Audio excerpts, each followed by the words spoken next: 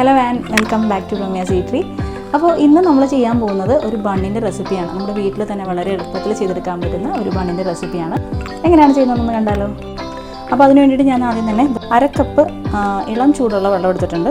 ഇതിലോട്ട് നമുക്ക് വേണ്ടത് 1 ടീസ്പൂണോളം ഈസ്റ്റാണ്. അപ്പോൾ ആദ്യം തന്നെ നമുക്കിതൊന്ന് ആക്ടിവേറ്റ് ചെയ്യാനായിട്ട് വെക്കാം.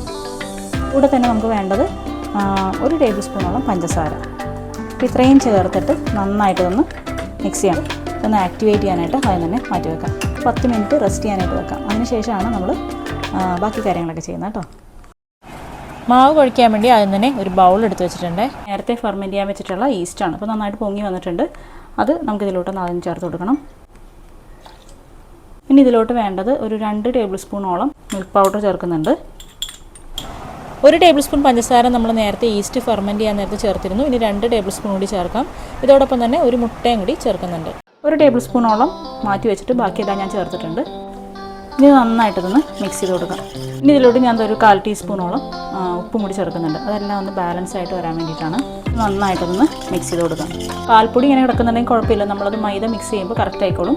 ഇനി ഇതിലോട്ട് നമുക്ക് വേണ്ടത് 2 കപ്പ് മൈദയാണ്. 250 ml കപ്പിൽ 2 കപ്പ് മൈദയാണ് ഞാൻ എടുത്തിട്ടുള്ളത്. അപ്പോൾ ഇത് നമുക്കത് അല്പാൽപ്പമായിട്ട് ഇട്ടിട്ട് മിക്സ് ചെയ്യാം. ഒരുമിച്ച് ഇടണ്ട, പെട്ടെന്ന് കട്ട പിടിക്കാനിടയാവും.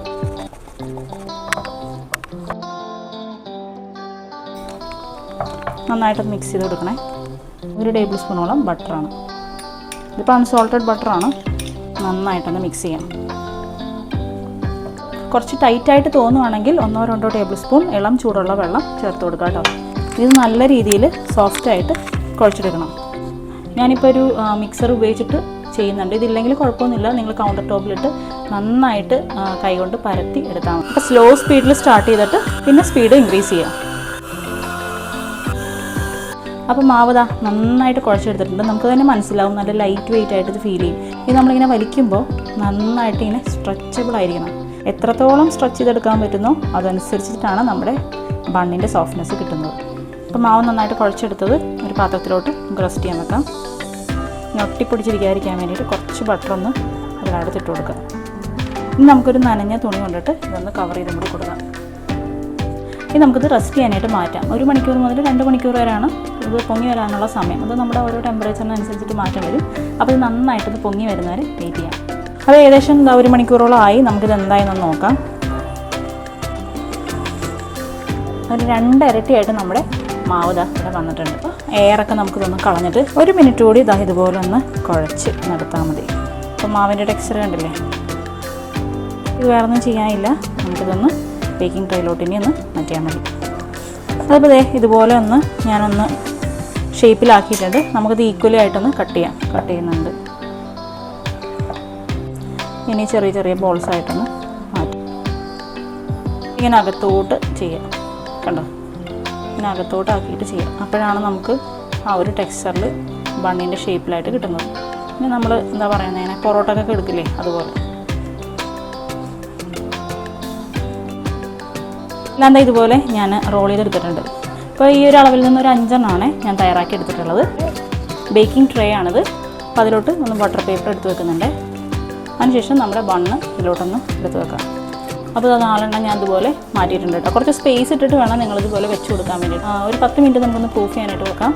അതിനുശേഷം ഇത് ബേക്ക് ചെയ്യാനായിട്ട് മാറ്റാം. നമ്മളത് പ്രൂഫ് ചെയ്യാൻ വെച്ചതാണ്. കണ്ടില്ല, ആ സൈസ് കുറച്ചുകൂടി ഒന്ന് വലുതായിട്ട് വന്നിട്ടുണ്ട്. നമ്മളൊരു 1 ടേബിൾ സ്പൂണോളം മുട്ട ബാക്കി വെച്ചിരുന്നല്ലോ. അപ്പോൾ അതിൻ്റെ മുകളിൽ ജസ്റ്റ് കുറച്ച് നമ്മൾ എഗ് വാഷ് ചെയ്ത് കൊടുക്കാം. അപ്പോൾ നമ്മൾ മുരിഞ്ഞ് വരുമ്പോൾ നല്ല ഭംഗിക്ക് അത് കിട്ടും. ഇനി ഇതിൻ്റെ മുകളിലോട്ട് ഒരു ഭംഗിക്ക് വേണ്ടിയിട്ട് ഞാൻ കുറച്ച് വെള്ളം കൂടി ഇടുന്നുണ്ട്. അപ്പോൾ നമ്മൾ ബേക്ക് ചെയ്ത് കഴിയുമ്പോൾ കാണാൻ നല്ലൊരു ഭംഗി ഉണ്ടാവും. അപ്പോൾ ഇനി വേറെ ഒന്നും ചെയ്യാനില്ല, നമുക്കിത് ബേക്ക് ചെയ്യാനായിട്ടൊന്ന് മാറ്റാം. നമ്മൾ പ്രൂഫ് ചെയ്ത് വെച്ചിട്ടുള്ള ബണ്ണ് എടുത്ത് വെക്കാം കേട്ടോ.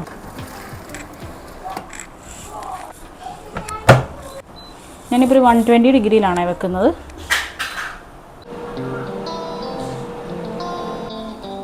നമ്മുടെ ബേക്കിംഗ് ഇവിടെ കഴിഞ്ഞിട്ടുണ്ട്. 14 മിനിറ്റ്സാണ് ഞാനിപ്പോൾ ബേക്ക് ചെയ്യാനായിട്ട് എടുത്തിട്ടുള്ളത്. അപ്പോൾ നമ്മുടെ ബണ്ണ് എന്തായെന്ന് നോക്കാം. ബണ്ണ് നല്ല അടിപൊളിയായിട്ട് ഇവിടെ വന്നിട്ടുണ്ട്. നല്ല സോഫ്റ്റ് ആയിട്ടുള്ള ബണ്ണ് റെഡി ആയിട്ടുണ്ട്. നിങ്ങൾ തന്നെ കണ്ടില്ലേ എത്ര സോഫ്റ്റാണ് ഈ ഒരു ബണ്ണെന്ന്. എല്ലാവരും ഒന്ന് ട്രൈ ചെയ്ത് നോക്കുക, നിങ്ങളുടെ അഭിപ്രായങ്ങൾ അറിയിക്കുക. പിന്നെ വീഡിയോ ഇഷ്ടമായിട്ടുണ്ടെങ്കിൽ തീർച്ചയായിട്ടും ലൈക്ക് ചെയ്യുക, ഷെയർ ചെയ്യുക. അടുത്തൊരു വീഡിയോ ആയിട്ട് നമുക്ക് വീണ്ടും കാണാം. ഇതുവരെ എല്ലാവർക്കും ബൈ. നമ്മൾ കടയിൽ നിന്ന് വാങ്ങുന്ന അതേ ടേസ്റ്റാണ്. അപ്പോൾ എല്ലാവരും ഒന്ന് ട്രൈ ചെയ്ത് നോക്കൂ, നിങ്ങളുടെ അഭിപ്രായങ്ങൾ അറിയിക്കൂ.